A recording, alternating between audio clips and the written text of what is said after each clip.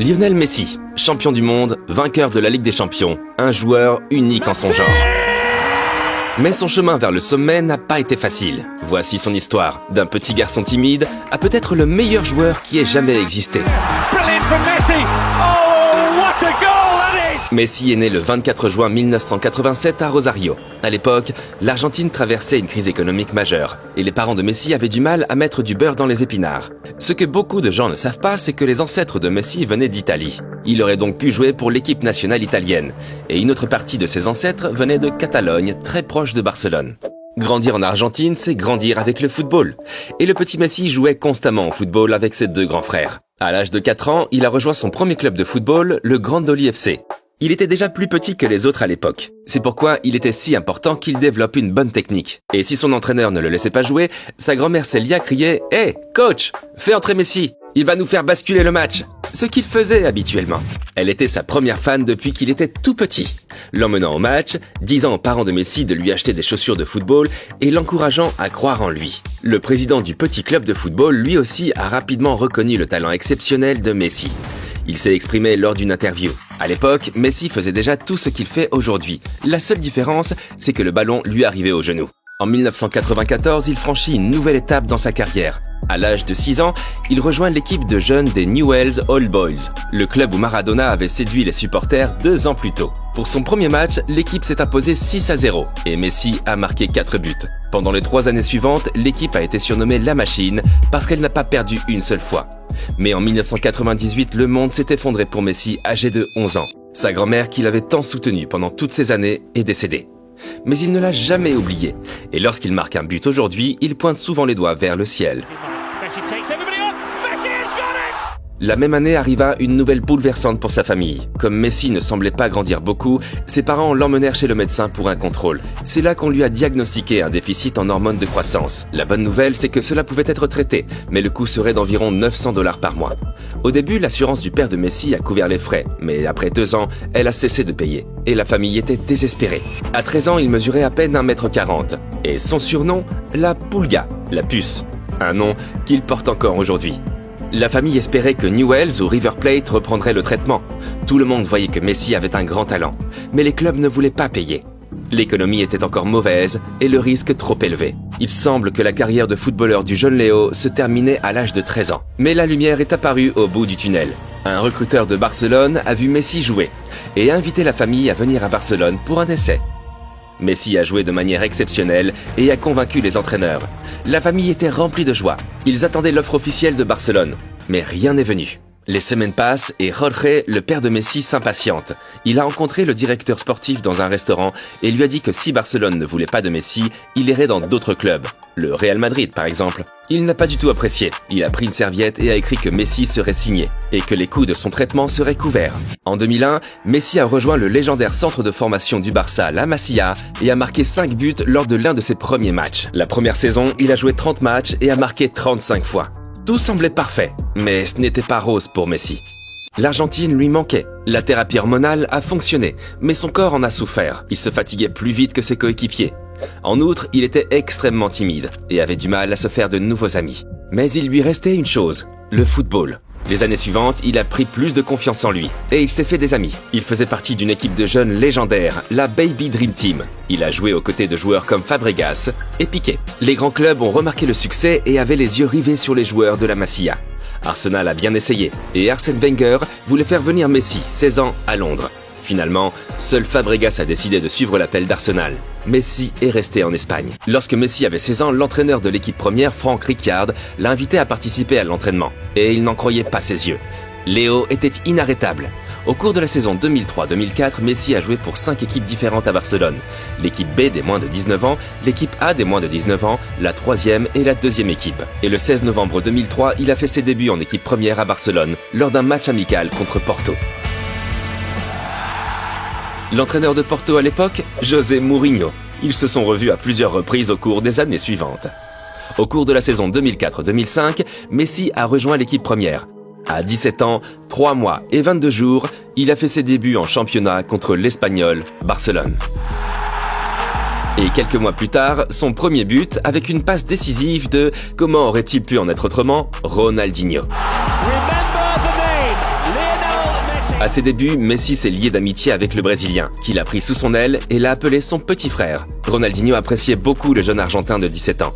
Et bien qu'il ait été nommé meilleur joueur du monde, il a dit à Kobe Bryant que Messi serait encore meilleur que lui. En Argentine aussi, les gens ont commencé à entendre parler de ce talent exceptionnel.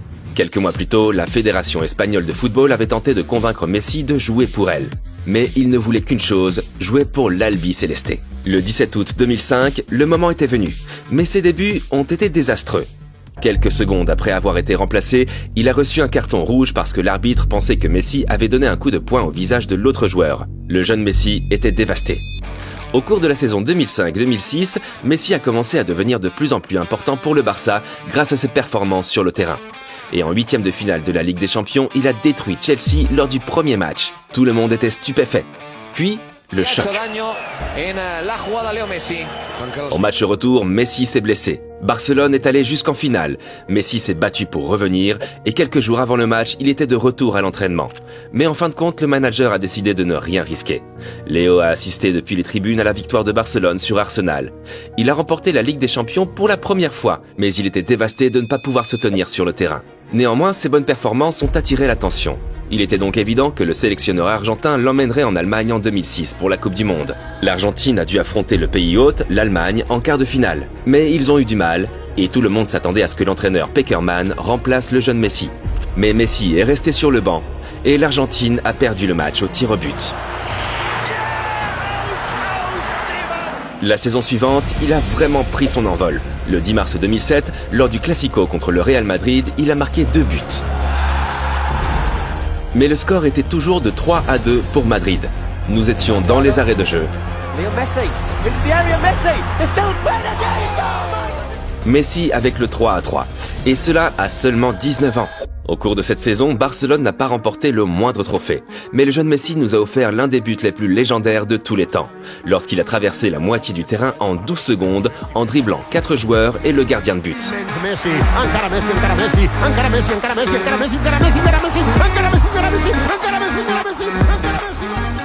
Difficile de ne pas penser au but légendaire de Maradona. Puis, à l'été 2007, la Copa América. Messi était là. Et l'Argentine est arrivée en finale contre son grand rival, le Brésil. Tout le monde s'attendait à ce que l'Argentine gagne. Je veux dire, le Brésil a joué sans ses superstars comme Ronaldinho et Kaká. Et pourtant, ils ont perdu. La saison 2007-2008 a été une saison où Messi a eu quelques blessures mineures, également dues à son mauvais régime alimentaire. Il mangeait des fast-foods et buvait du Coca-Cola. Néanmoins, lorsqu'il jouait et qu'il était en forme, il enchantait toujours le monde du football. Pour la première fois, son nom était également évoqué pour le Ballon d'Or, la récompense du meilleur footballeur de l'année. Mais il n'a fini que 3e, derrière Kaká et Ronaldo. Dans cette saison, nous avons également assisté au premier duel de ces deux-là. En avril 2008, le Barça a joué contre Manchester United en demi-finale, et Messi contre Ronaldo. Un duel qui allait façonner la prochaine décennie de football. Messi a perdu ce match et Ronaldo a remporté la Ligue des Champions cette saison-là. Cependant, lors de la saison suivante, quelqu'un s'est présenté et a changé la vie de Messi pour toujours. Pep Guardiola. Le nouveau manager licencie des stars comme Ronaldinho et Deco et donne à Messi l'emblématique numéro 10. Mais tout n'a pas été facile au début. Messi voulait jouer avec l'Argentine aux Jeux Olympiques 2008, mais Barcelone ne voulait pas le laisser partir au début. C'était le début de la saison, après tout. Guardiola, qui lui-même a remporté une médaille d'or en 1992, a décidé de défendre Messi pour qu'il puisse partir. Et Messi a remporté le tournoi olympique avec l'Argentine. À son retour à Barcelone, Guardiola se consacre entièrement à sa jeune star. Il a modifié le régime alimentaire de Messi pour le rendre plus sain et l'a fait passer de l'extérieur au centre. Messi, le faux neuf, est né. Il a terminé 2e derrière Ronaldo au Ballon d'Or 2008 et a remporté la Copa del Rey et le championnat d'Espagne avec le Barça. Mais il y avait un autre match important, la finale de la Ligue des Champions contre le Manchester United de Ronaldo. Le Barça a mené 1-0. Une tête de Messi. Il a apparemment appris ça de Ronaldo. Messi a remporté la Ligue des Champions pour la 2e fois, mais cette fois-ci, il était sur le terrain. Le jeune homme de 21 ans a atteint le sommet. Pendant les 3 années suivantes, il a dominé la scène footballistique et a remporté le Ballon d'Or 3 fois de suite. Et le Barça a de nouveau remporté la Ligue des Champions en 2011. Très jeune, il était déjà une légende. Et un nouveau record est venu. En 2012, il a marqué 91 buts en 69 matchs, dépassant Gerd Müller, qui avait marqué 85 buts en 60 matchs de compétition en 1972. Il a également remporté le Ballon d'Or pour la 4e fois. Messi devient ainsi le recordman des victoires à seulement 26 ans. Mais la saison suivante sera l'une des plus tristes. Pep Guardiola avait quitté Barcelone et le nouvel entraîneur était Tito Vilanova. Mais il avait un cancer et en 2014, la triste nouvelle, il est mort de sa maladie. Et puis, en était le prochain revers. C'est la Coupe du Monde 2014 au Brésil. Et il a mené l'Argentine en finale en tant que capitaine de l'équipe. C'était un match difficile. On est en prolongation. Et puis... Mario Götze marque un but. L'Allemagne a battu l'Argentine et Messi a perdu la finale. Lors de la nouvelle saison, Messi a voulu prouver qu'il était encore capable de le faire. L'année précédente, Neymar avait rejoint le club et cet été, Suarez est arrivé. Les trois se sont parfaitement harmonisés et ont marqué 122 buts ensemble. Et Messi était heureux. Il n'avait pas toutes les responsabilités sur les épaules et il pouvait jouer librement. Boateng en a fait l'expérience. En fin de compte, Barcelone a remporté le 2e triplé du club après avoir battu la Juventus 3-1 lors de la finale de la Ligue des Champions de l'UEFA 2014-2015. Au cours des 4 années suivantes, il a remporté 2 autres ballons d'or, mais sur la scène internationale, ces années ont été marquées par 2 grandes déceptions. Messi a été dévasté et il a annoncé sa retraite de l'équipe nationale à seulement 28 ans.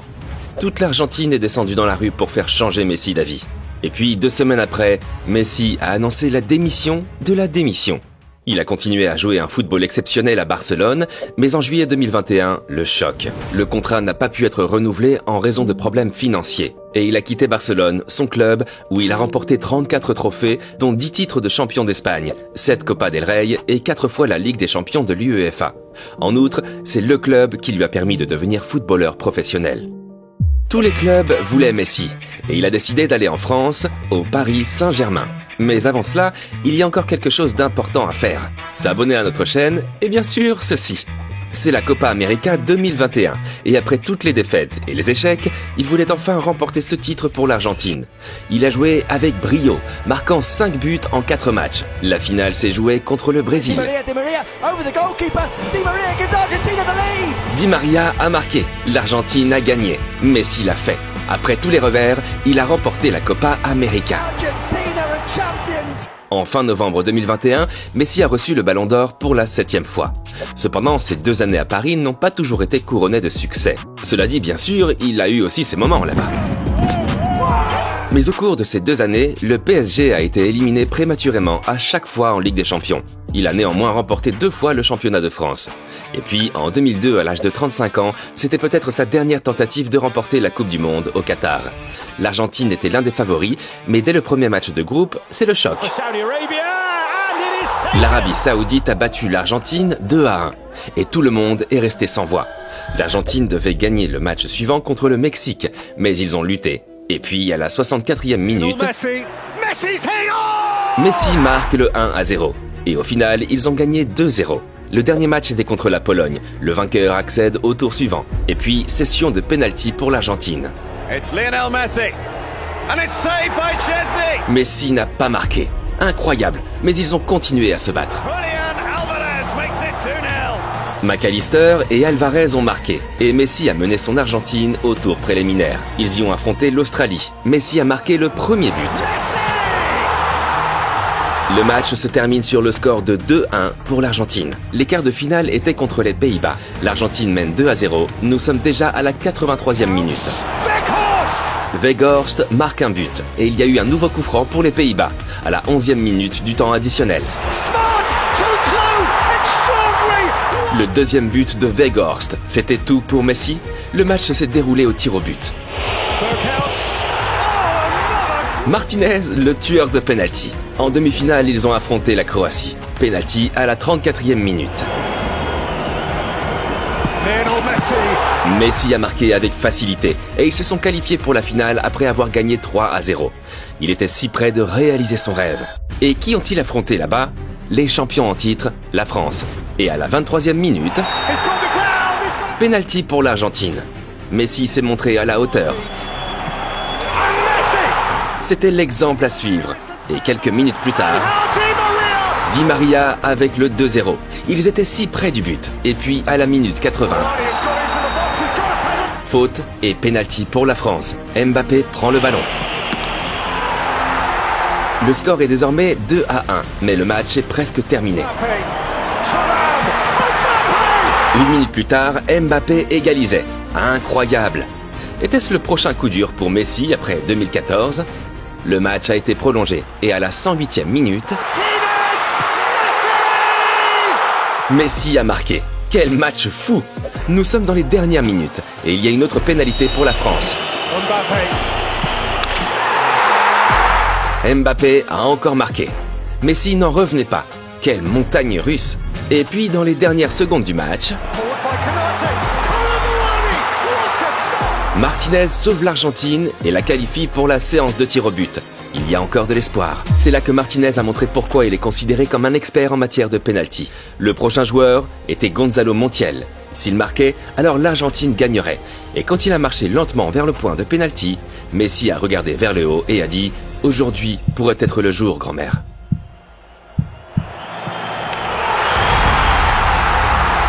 Messi a remporté la Coupe du Monde. À l'été 2023, son séjour au PSG est terminé. Mais Messi veut poursuivre son aventure footballistique et il décide de rejoindre l'Inter Miami, le club de David Beckham en MLS.